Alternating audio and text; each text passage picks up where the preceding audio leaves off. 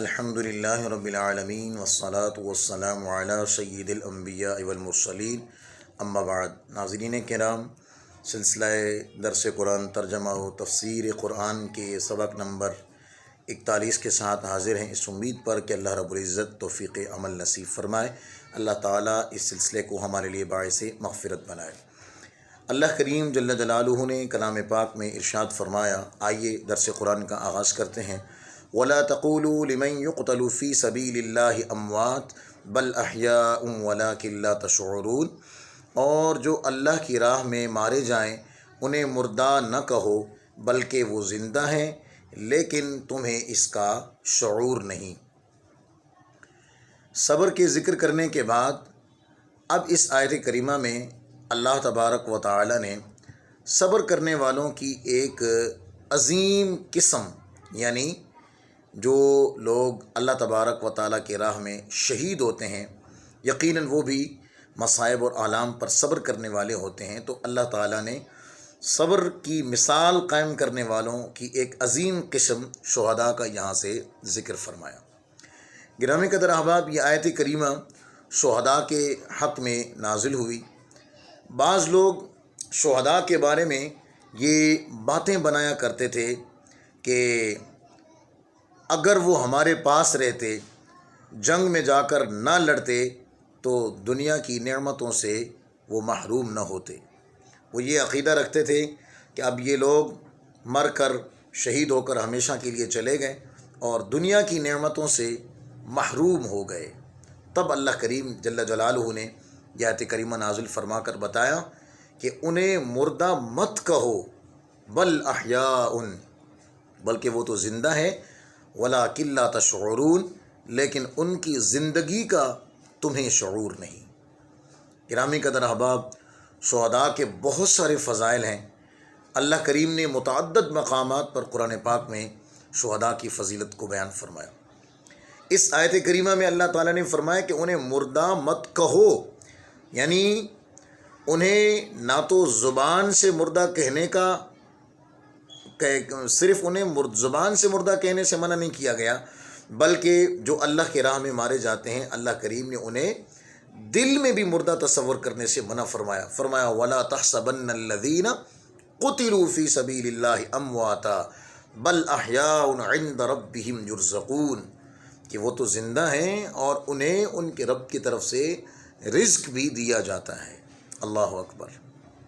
گرامی قدر احباب، حضرت انس بن مالک رضی اللہ تعالیٰ عنہ آپ فرماتے ہیں کہ نبی کریم صلی اللہ تعالیٰ علیہ وآلہ وسلم نے ارشاد فرمایا کہ اہل جنت میں سے ایک شخص کو اللہ کے بارگاہ میں لایا جائے گا تو اللہ تعالیٰ اس سے فرمائے گا کہ اے ابن آدم، تو نے اپنی منزل اور اپنے مقام کو کیسا پایا؟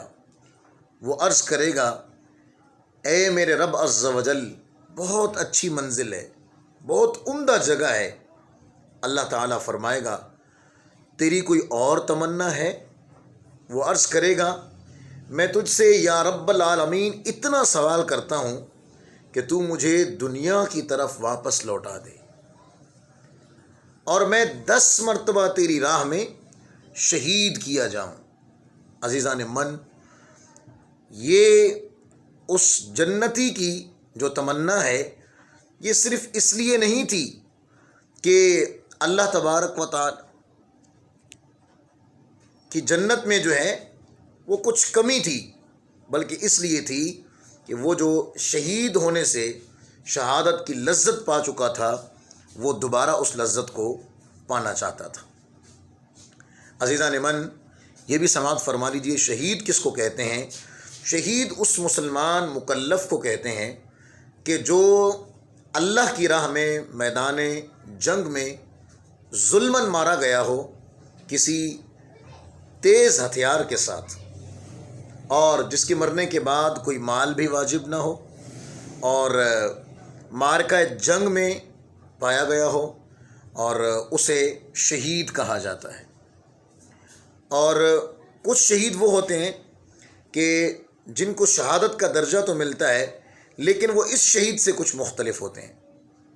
یہ جو اللہ کی راہ میں ظلماً مارے جاتے ہیں جن کے قتل پر مال بھی واجب نہیں ہوتا، اور جو ہے وہ زخمی ہونے کے بعد شہید ہو جائیں اور کوئی آسائش وغیرہ بھی نہ پائی ہو، تو اسے شہید حقیقی کہا جاتا ہے۔ اس کے احکام یہ ہیں کہ انہیں غسل بھی نہیں دیا جاتا، انہی کپڑوں کے ساتھ اسی خون میں انہیں دفن کر دیا جاتا ہے۔ لیکن کچھ وہ شہداء ہوتے ہیں کہ جو شہید حقیقی کے تو نہیں ہوتے لیکن شہید حکمی کہلاتے ہیں۔ مثلا کوئی شخص دیوار کے نیچے دب کر مر گیا، پانی میں ڈوب کر مر گیا، اسی طرح جو ہے وہ ڈاکوؤں کے ہاتھوں اپنا دفاع کرتے ہوئے مارا گیا،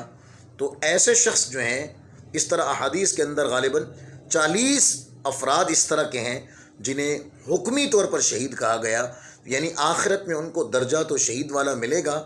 لیکن دنیاوی اعتبار سے ان کے احکام جو ہیں وہ شہید حقیقی کی طرح احکام نہیں ہوں گے۔ ان کو غسل بھی دیا جائے گا، ان کو کفن بھی دیا جائے گا، اور ان کے ساتھ جو حقیقی شہید والا معاملہ ہے وہ نہیں کیا جائے گا، لیکن اللہ رب العزت بروز قیامت ان کو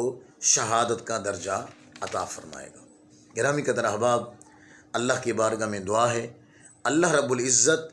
ہمیں شہداء کہ ان درجات کو جو اللہ کریم نے ان کو عطا فرمائے، ان کو سمجھنے کی توفیق عطا فرمائے۔ ہم سمجھ تو نہیں سکتے کہ اللہ کریم نے ان کو جو حیات عطا فرمائی وہ حیات کیسی ہے، جب اللہ نے فرما دیا کہ وَلَٰكِن لَا تَشْعُرُونَ، تمہیں شعور نہیں لیکن ہیں وہ زندہ، تو اس کا مطلب یہ ہوا کہ کچھ اللہ کے بندے ایسے ہوتے ہیں کہ جو مر